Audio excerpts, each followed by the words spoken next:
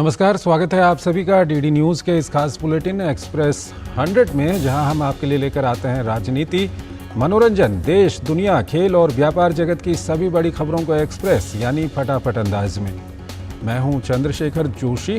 तो आइए शुरू करते हैं तेज खबरों का सिलसिला। प्रधानमंत्री नरेंद्र मोदी नई दिल्ली में देश के आकांक्षी प्रखंडों के लिए सप्ताह भर चलने वाले विशेष कार्यक्रम संकल्प सप्ताह का शुभारंभ कर चुके हैं। भारत मंडपम में आयोजित इस समारोह में देश भर के पंचायत और ब्लॉक स्तर के लगभग 3000 प्रतिनिधि शरीक हुए। प्रधानमंत्री मोदी ने इस अवसर पर एक पोर्टल भी लॉन्च किया। इस पहल का उद्देश्य नागरिकों के जीवन की गुणवत्ता बढ़ाने के लिए ब्लॉक स्तर पर शासन में सुधार लाना है। पीएम मोदी ने इस अवसर पर एक प्रदर्शनी का भी शुभारंभ किया। पीएम मोदी ने प्रदर्शनी का अवलोकन किया और वहां मौजूद लोगों से बातचीत की। संकल्प सप्ताह के शुभारंभ के अवसर पर आयोजित इस प्रदर्शनी में बहुत से स्टॉल लगाए गए हैं। संकल्प सप्ताह 3 से 9 अक्टूबर तक देश के 329 जिलों के 500 आकांक्षी ब्लॉक्स में मनाया जा रहा है। संकल्प सप्ताह के दौरान हर दिन अलग अलग विषयों के लिए ये वक्त समर्पित होगा, जिस पर सभी आकांक्षी ब्लॉक काम करेंगे।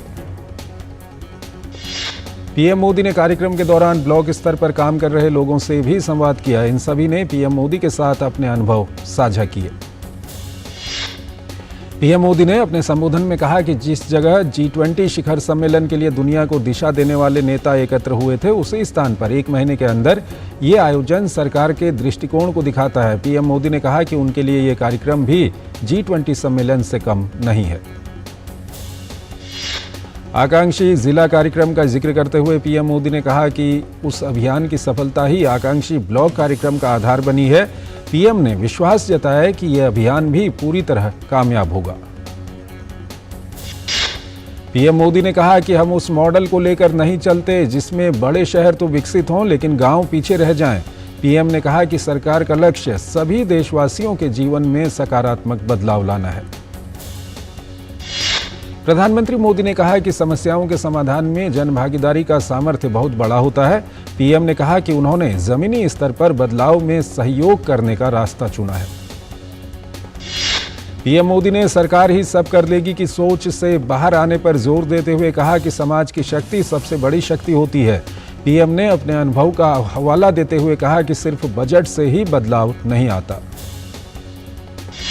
प्रधानमंत्री नरेंद्र मोदी का बिलासपुर में लोगों ने भव्य स्वागत किया। संसद से नारी शक्ति वंदन विधेयक के पारित होने के बाद महिलाओं ने उनके प्रति अपना आभार व्यक्त किया। पीएम मोदी जब सभा स्थल पर पहुंचे तो लोगों ने फूल बरसाकर अपने प्रिय नेता की अगवानी की।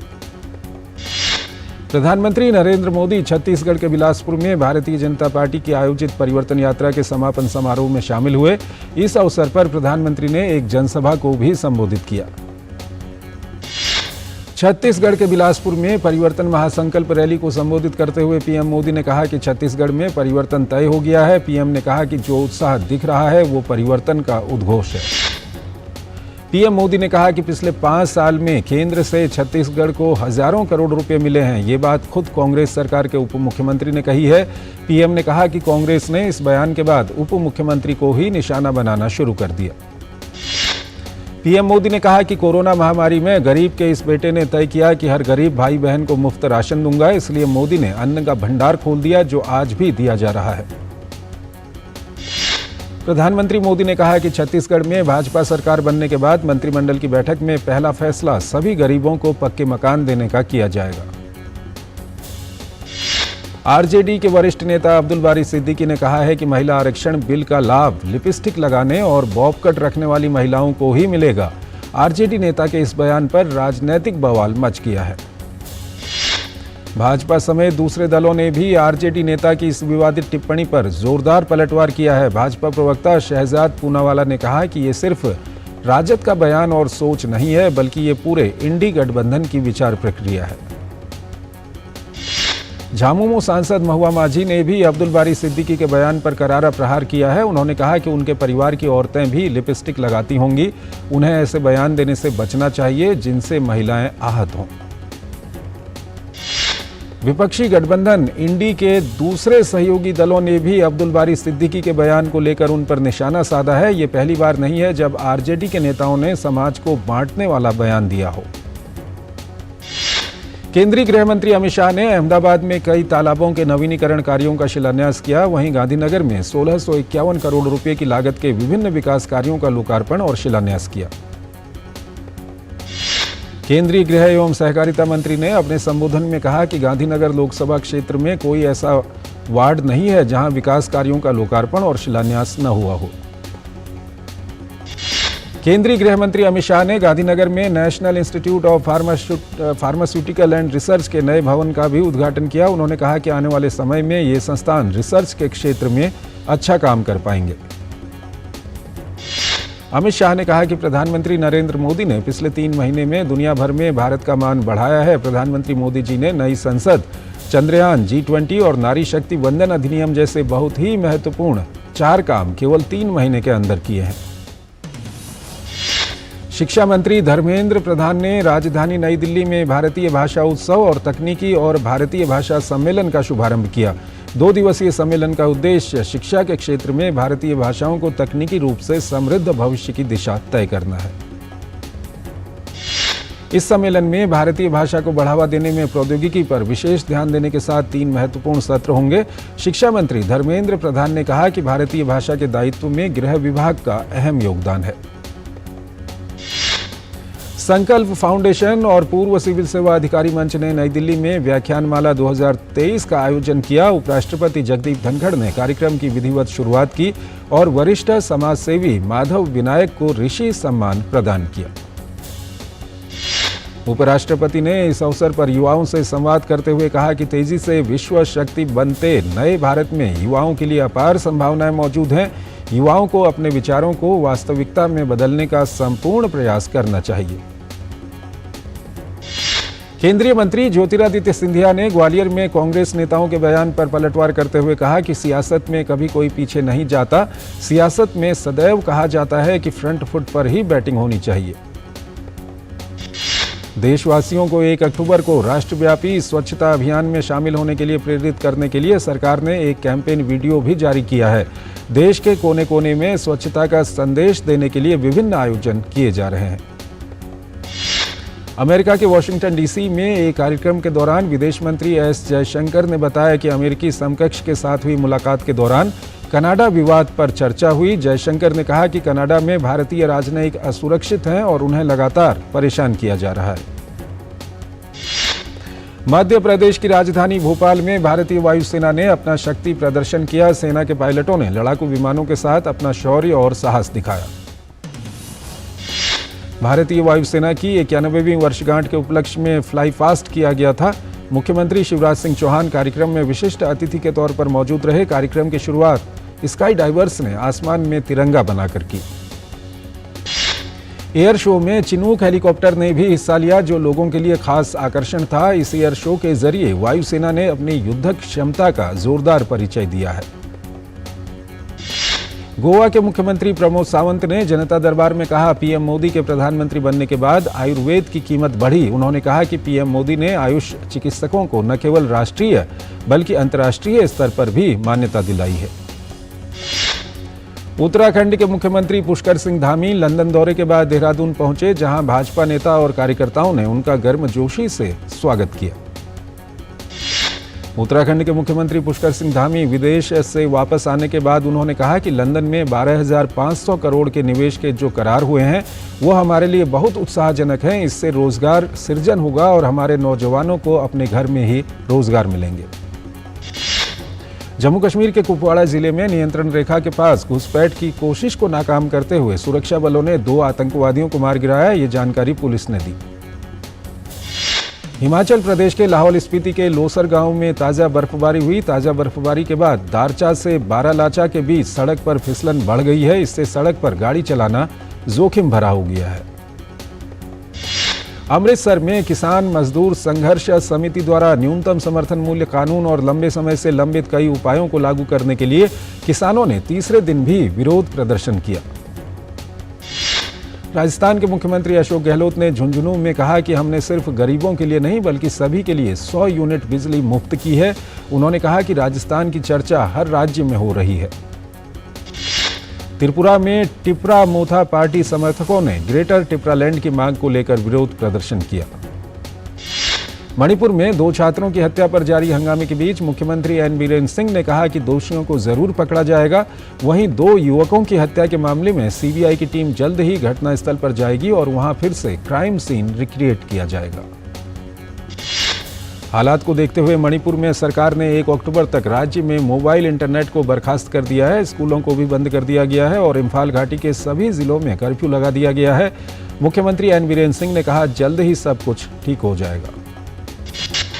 वरिष्ठ आईएएस अधिकारी देवश्री मुखर्जी को जल शक्ति मंत्रालय के जल संसाधन, नदी विकास और गंगा संरक्षण विभाग का सचिव नियुक्त किया गया है। उन्होंने विधिवत रूप से श्रम शक्ति भवन स्थित कार्यालय में पदभार ग्रहण किया। महान कृषि वैज्ञानिक एमएस स्वामीनाथन का राजकीय सम्मान के साथ चेन्नई में अंतिम संस्कार किया गया। इस दौरान पुलिसकर्मियों की एक टुकड़ी ने उन्हें सलामी दी। स्वामीनाथन को अंतिम विदाई देने के लिए देश विदेश से कई लोग आए। भारतीय रिजर्व बैंक ने आज 2000 रुपये के बैंक नोटों को वापस लेने के विशेष अभियान को 7 अक्टूबर तक बढ़ा दिया। आरबीआई ने 2000 रुपये के नोट वापस लेने के आखिरी दिन जारी एक बयान में कहा कि जनता ने 19 मई से 29 सितंबर तक कुल 3,42,000 करोड़ रुपये के 2000 रुपये के नोट वापस किए हैं। सरकार ने चालू वित्त वर्ष में आकांक्षी ब्लॉक कार्यक्रम एमबीपी के लिए 100 करोड़ रुपए आवंटित किए हैं। इसका उद्देश्य नागरिकों के जीवन की गुणवत्ता को बेहतर करने के लिए ब्लॉक स्तर पर शासन में सुधार करना है। सरकार ने फसल अवशेष प्रबंधन के लिए दिशा निर्देशों को संशोधित किया है। इसके तहत पुआल यानी पराली का खेतों से अलग प्रबंधन करने के साथ मशीनरी की पूंजीगत लागत पर वित्तीय सहायता भी प्रदान कर रही है। दूरसंचार विनियामक ट्राई ने दूरसंचार सेवा प्रदाता वोडाफोन आइडिया लिमिटेड पर अनचाही कॉल एवं संदेशों पर रोक लगा पाने में नाकाम रहने पर 1 करोड़ रुपए का जुर्माना लगाया है। भारतीय दूरसंचार विनियामक प्राधिकरण ट्राई ने उस पर यह जुर्माना 28 सितंबर को लगाया। एक छोटा सा ब्रेक।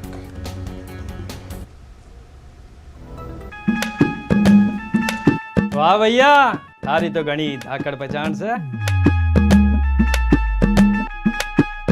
अरे वाह मयंक, अरे तो धाकड़ पहचान हो रखी से। आजकल तो बड़े धाकड़ों से घनी पहचान हो रही हमारे मोहल्ले वालों की। सही कहे। मारी भी लग जाती सरकारी नौकरी अगर लोगों की तरह किसी धाकड़ आदमी से हमारी जान पहचान होती। हाँ भाई, धाकड़ से पहचाने में। भाई कौन है यो धाकड़? ताऊ या मामा? अरे न ताऊ न मामा, धाकड़ है मोदी जी और मनोहर लाल जी। उन्होंने बिना खर्ची पर्ची के मेरिट पर भर्ती कराई। तेरी और तेरे दोनों साथियों की भी लग सकती है अगर मेरिट हो। अब हरियाणा में खर्ची और पर्ची का झंझट हुआ खत्म। सरकारी नौकरी में भर्ती की प्रक्रिया को आसान बनाया। हरियाणा में अब मेरिट पर मिलती है हर नौकरी। मेरिट पर 1,10,000 भर्तियां हुई और 60,000 नौकरियों में भर्ती का काम है जारी। धाकड़ हरियाणा, जो ठाना वो कर दिखाया। स्वागत है आपका ब्रेक के बाद और आइए अब खबरों के सिलसिले को और आगे बढ़ाते हैं। उपभोक्ता आयोगों में लंबित मामलों में गिरावट का रुझान दिख रहा है। उपभोक्ता आयोग में लंबित मामलों की संख्या दिसंबर 2022 में 5,55,000 से घटकर सितंबर 2023 में 5,45,000 हो गई है। वरिष्ठ नौकरशाह अमित अग्रवाल को भारतीय विशिष्ट पहचान प्राधिकरण UIDAI के मुख्य कार्यपालक अधिकारी CEO के तौर पर 1 साल का सेवा विस्तार दिया गया है। अग्रवाल छत्तीसगढ़ काडर के 1993 बैच के IAS के अधिकारी हैं। तो वहीं केंद्र सरकार ने CBDT चेयरमैन नितिन गुप्ता का कार्यकाल अनुबंध के आधार पर जून 2024 तक 9 महीने के लिए बढ़ा दिया है। प्रौद्योगिकी कंपनी डेल कर्नाटक में अपनी उपस्थिति को और मजबूत करने के लिए बेंगलुरु में अपने अनुसंधान और विकास केंद्र में नए निवेश पर विचार कर रही है। इस संबंध में कंपनी ने कर्नाटक सरकार से सहयोग मांगा है। दोपहिया वाहन कंपनी हीरो मोटोकॉर्प 3 अक्टूबर से चुनिंदा मोटरसाइकिलों और स्कूटरों की कीमतों में लगभग 1% की बढ़ोतरी करेगी। कंपनी ने एक बयान में कहा कि कंपनी 3 अक्टूबर 2023 से चुनिंदा मोटरसाइकिलों और स्कूटरों की कीमत में मामूली बदलाव करेगी। मारुति सुजुकी इंडिया ने कहा कि उसे जीएसटी प्राधिकरण से कारण बताओ नोटिस मिला है। ये नोटिस पहले से चुकाए गए कर को वसूलने, ब्याज की मांग करने और जुर्माना लगाने के लिए जारी किया गया है। नोटिस में कुल 139.3 करोड़ रुपए की मांग की गई है। गोदरेज एग्रोवेट लिमिटेड ने कहा कि वो अगले 3-4 वर्षों में 300 करोड़ रुपए के निवेश से तेलंगाना में एक एकीकृत पाम तेल परिसर स्थापित करेगी। कल्पतरु प्रोजेक्ट्स इंटरनेशनल और उसकी इकाइयों को 1016 करोड़ रुपए के ऑर्डर मिले हैं। कल्पतरु प्रोजेक्ट्स इंटरनेशनल लिमिटेड और उसकी अंतर्राष्ट्रीय अनुषंगी कंपनियों को 1016 करोड़ रुपए के नए ऑर्डर मिले हैं। एजिलस डायग्नोस्टिक्स ने आरंभिक सार्वजनिक निर्गम आईपीओ के जरिए धन जुटाने के लिए बाजार नियामक सेबी के पास दस्तावेज दाखिल किए हैं। मसौदा दस्तावेज के अनुसार पहला सार्वजनिक निर्गम पूरी तरह से बिक्री पेशकश पर आधारित है। अमेरिका में न्यू जर्सी के एक सिख ग्रंथी ने प्रतिनिधि सभा की कार्यवाही शुरू करने के लिए प्रार्थना की, जो इतिहास में पहली बार हुआ है। आमतौर पर कार्यवाही शुरू होने से पहले एक पादरी प्रार्थना करता है। भारतीय मूल के अमेरिकी सांसद श्री थानेदार ने अमेरिका में हिंदू, बौद्ध, सिख और जैन के हितों की रक्षा के लिए कॉकस लॉन्च किया है। इसमें 2 दर्जन से अधिक अमेरिकी सांसद हिंदू, बौद्ध, सिख और जैन अमेरिकन कॉकस में शामिल हो गए हैं। ब्रिटेन में भारतीय उच्चायुक्त विक्रम दोराईस्वामी को खालिस्तान समर्थक चरमपंथियों ने स्कॉटलैंड के ग्लासगो शहर में एक गुरुद्वारे में प्रवेश करने से रोक दिया। दोराईस्वामी इस सप्ताह स्कॉटलैंड के दौरे पर थे। नेपाल के प्रधानमंत्री पुष्पकमल दहल प्रचंड ने कहा कि हाल में संपन्न उनकी चीन यात्रा से काठमांडू बीजिंग के बीच विश्वास का माहौल मजबूत हुआ है और दोनों देशों के बीच ऐतिहासिक संबंध और गहरे हुए हैं। श्रीलंका के स्वास्थ्य मंत्रालय की महामारी विज्ञान इकाई द्वारा जारी एक बयान में कहा गया है कि भारत के केरल से निपाह वायरस के प्रकोप को लेकर श्रीलंका में कम खतरा है। साथ ही कहा गया है कि इस खतरे से निपटने के लिए सख्त कदम उठाए जा रहे हैं। पाकिस्तान की शीर्ष जांच एजेंसी ने गोपनीय राजनयिक दस्तावेजों को कथित तौर पर लीक करने के मामले में आज पूर्व प्रधानमंत्री इमरान खान और पूर्व विदेश मंत्री शाह महमूद कुरैशी को दोषी घोषित किया। राष्ट्रपति व्लादिमीर पुतिन ने आज एक टेलीविजन संबोधन में कहा कि यूक्रेन में रूस के कब्जे वाले क्षेत्रों के निवासियों ने 1 साल पहले जनमत संग्रह में रूस का हिस्सा बनने के लिए अपनी पसंद की पुष्टि की थी, जिसे पश्चिमी देशों ने अवैध करार दिया था।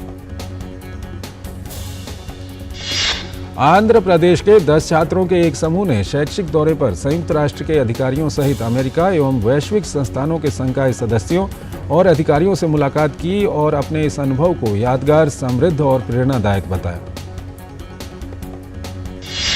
अमेरिका के न्यूयॉर्क शहर में एक सप्ताह की बारिश के बाद अचानक बाढ़ आ गई। अपार्टमेंट्स और कुछ सड़कों पर पानी भर गया। पोप फ्रांसिस ने आज अपनी विरासत को और मजबूत किया। 21 प्रधान पादरियों को कार्डिनल के उच्च पद पर पदोन्नत किया।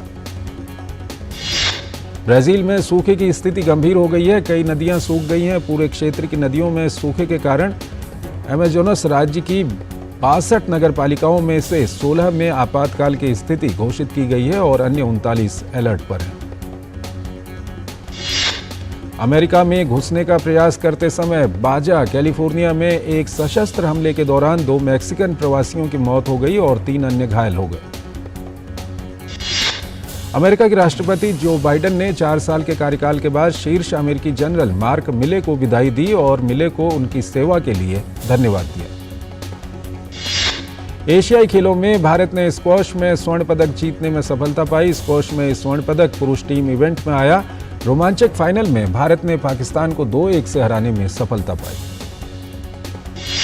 19वें एशियाई खेलों में टेनिस के मिश्रित युगल में रोहन बोपन्ना और ऋतुजा भोंसले ने स्वर्ण पदक जीता है। रोहन ऋतुजा की जोड़ी ने फाइनल में चीनी ताइपे की जोड़ी को हराया।